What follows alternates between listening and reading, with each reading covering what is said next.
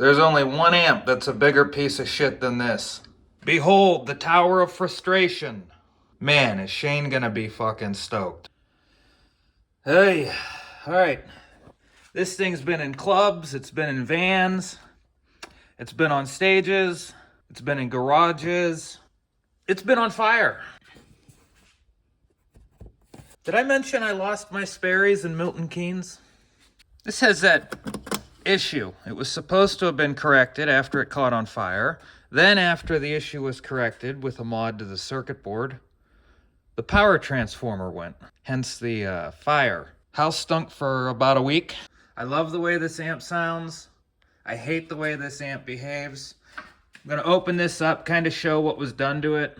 I mean, this thing would get hot, man. It melt these vents and stuff. It melted the glue. Good. I'm gonna be putting one of these in.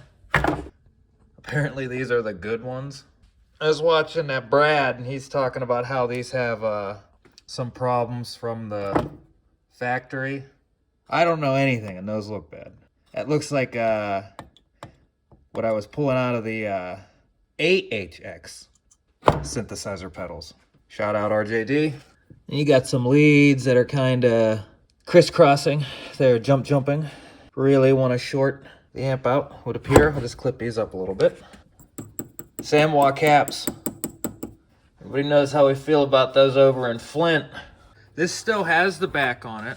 I was watching a Beato video where him and some other jackass were talking about how the clip amp got too hot with the wood back on it. No shit, have you ever seen a fucking Marshall amp with the back on it still? This shit's too hot.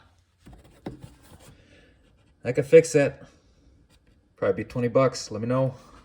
I also want to say, Rick Beato is responsible for crossfade, you know? So it would not surprise me that he wouldn't know the back shouldn't be on these things. He used to cry about Apple.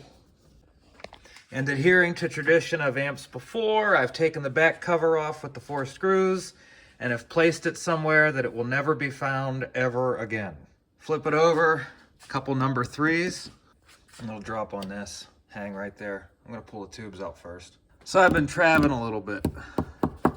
I've been watching that Dark Side of the Ring. That's why I'm a little hot to shoot. Oh my God, sick. What's up, Francis? There's the reverb cables. You're gonna want to unplug those. I gotta tell you, it kind of smells like campfire in here. So it's this board here. It's gotta come out. I'm gonna have to take this top board out and pull it out of the way.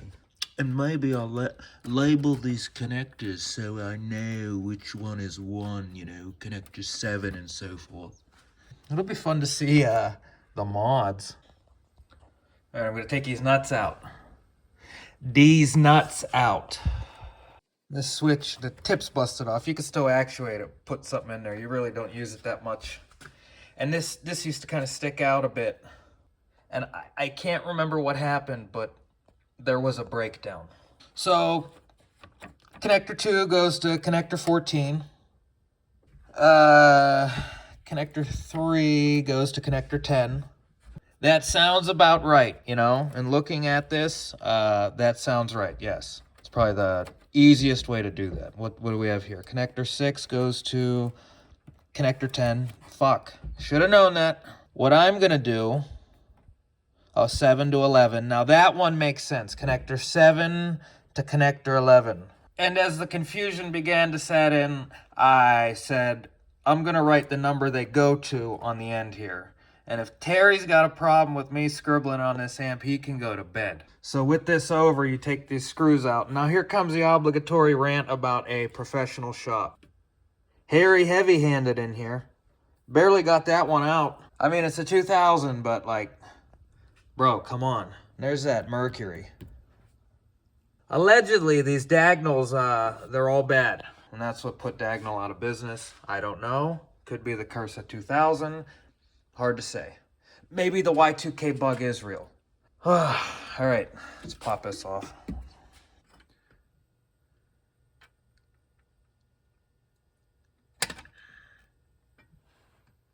This wasn't a cheap fix.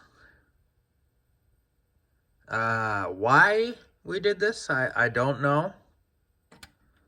It didn't work.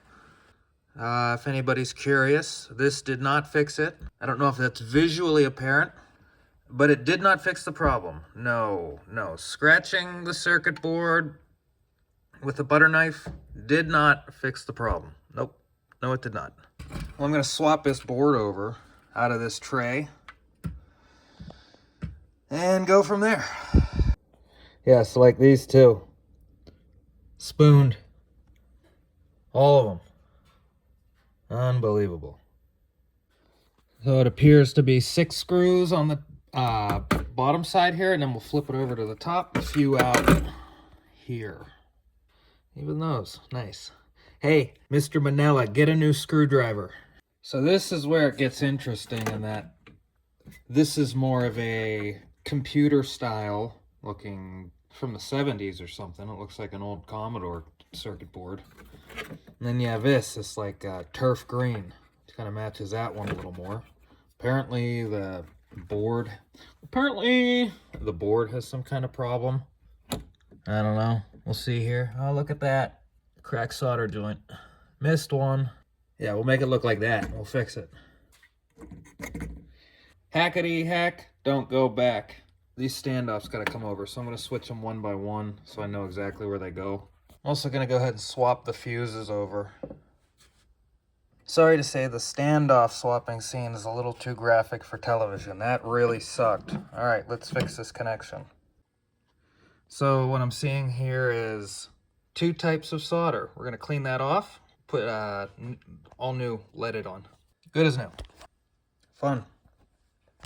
So these screws go the whole way down through those standoffs and then into this plate. So I would put those in first and then tighten these guys up. All right, so that's pretty simple. Now it's time for this. Yee. Time to bias this and then throw it back in the head box. Looking to set this for 70 milliamps aside. So this is safe, right? All right, with lead on ground here, not blasting myself, trying to get both of these in the shot. All right, I'm pulling 70 on the nose, 70.1, 0.2 on each side. I'm satisfied with that. Let's throw that in a box, call it a fix. Mama, I'm coming home.